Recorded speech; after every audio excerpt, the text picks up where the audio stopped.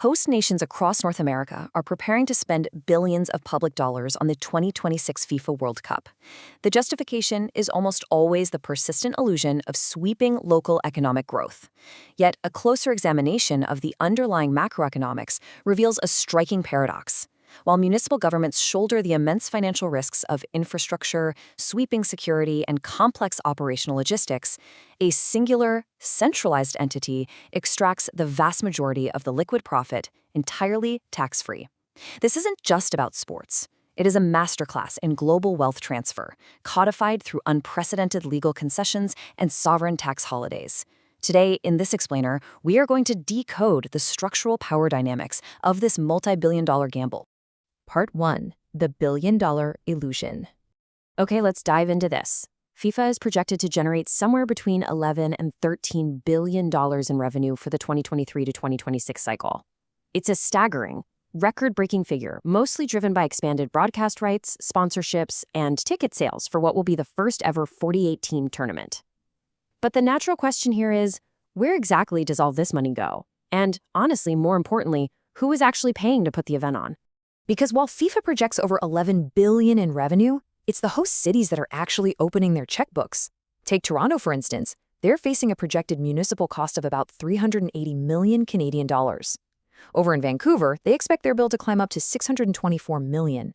And down in the US, New Jersey Transit is staring down a $48 million bill just to move fans to and from the stadium. These local expenditures are massive. Municipal governments, a lot of which already have seriously strained budgets, are the ones absorbing the true logistical costs of the tournament.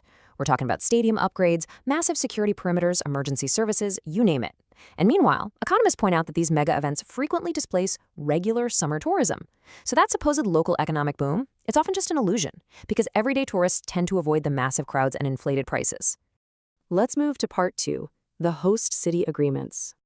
The foundation of this whole dynamic is something called the Host City Agreement, or HCA.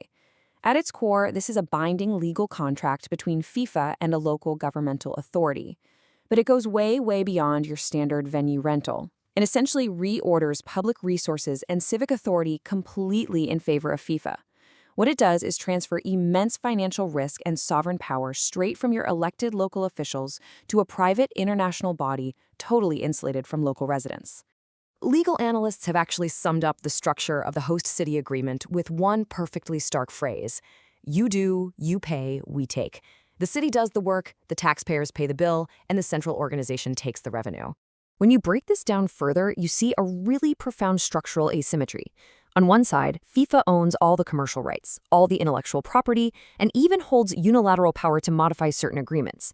But on the flip side, the host city is obligated to pay for operations and infrastructure. In fact, host cities literally have to legally assign any locally generated World Cup intellectual property directly to FIFA, and they have to provide full legal indemnification.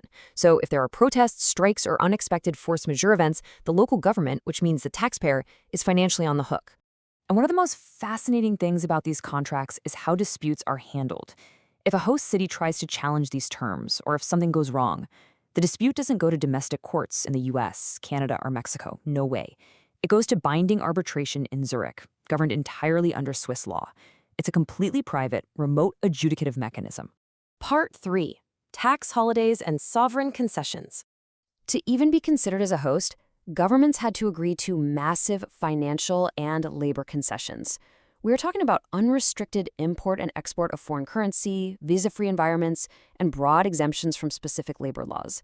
In fact, states like Missouri, Florida, and even the federal government of Mexico had to enact highly specific legislation just to comply with these demands, legally eliminating sales taxes on tickets and granting unprecedented operational exemptions. Which leads us to the absolute ultimate loophole here. While local taxpayers are busy subsidizing the security, the transit, and the stadiums, FIFA operates as a Swiss nonprofit. Because of that, it pays zero income tax on the billions of dollars it generates in broadcast, commercial, and ticketing revenues. The public sector just waives its right to tax collection, while the private entity gets to keep the commercial upside completely intact. Part 4. Enforcing the clean zones. Around every single stadium, a rigid clean zone perimeter of about 1.5 kilometers is established. Now, within this zone, Local businesses face strict bans on unauthorized marketing, promotional activations, or even handing out free samples unless they are official sponsors. Sure, local businesses can operate normally, but they cannot culturally or commercially associate themselves with the mega event that is taking place right in their own backyards. This physical perimeter creates a highly complex legal matrix for advertisers.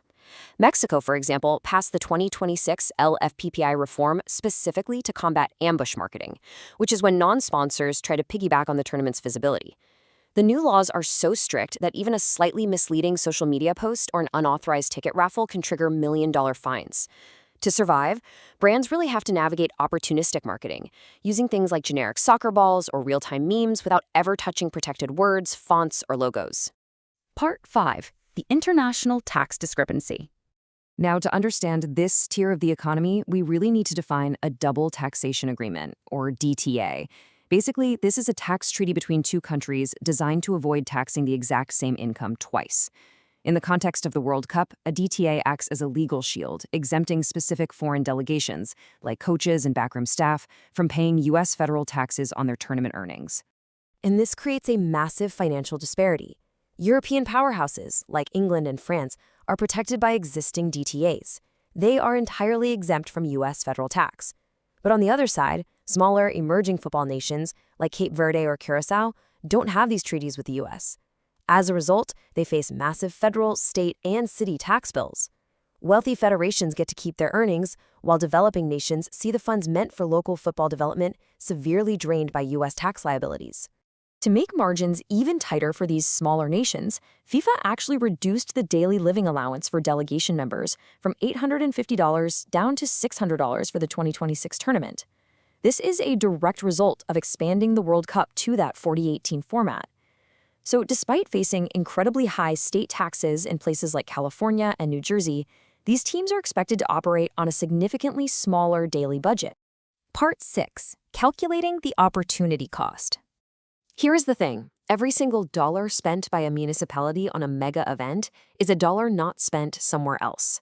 In economics, this is known as opportunity cost. It's the value of the alternative option that has to be abandoned to pursue a certain action. So in this context, it represents the vital civic projects like schools, roads, and utilities that are sacrificed so cities can find the infrastructure required for the tournament. When we look at the historical data, the opportunity cost becomes glaringly apparent. During the 2010 World Cup in South Africa, funds that were initially earmarked for low-cost social housing in Johannesburg were diverted to cover the escalating costs of stadium construction. Similarly, for the 2014 World Cup, they built a $260 million stadium in Manaus, Brazil. Today, that stadium hosts barely 500 spectators on average, while a significant portion of local homes still lack basic water and sewage connections. The true cost of these white elephant stadiums is measured in unbuilt transit, absent housing, and delayed public services. Which leaves us with a profound macroeconomic dilemma. When cities sign sweeping legal agreements that shift the financial risk squarely onto taxpayers while simultaneously privatizing the profits, we have to ask ourselves, is the fleeting prestige of the world's biggest party truly worth the permanent structural cost to the communities hosting it? It's a question of power, wealth, and civic duty that every host city is going to have to answer, long after the final whistle blows.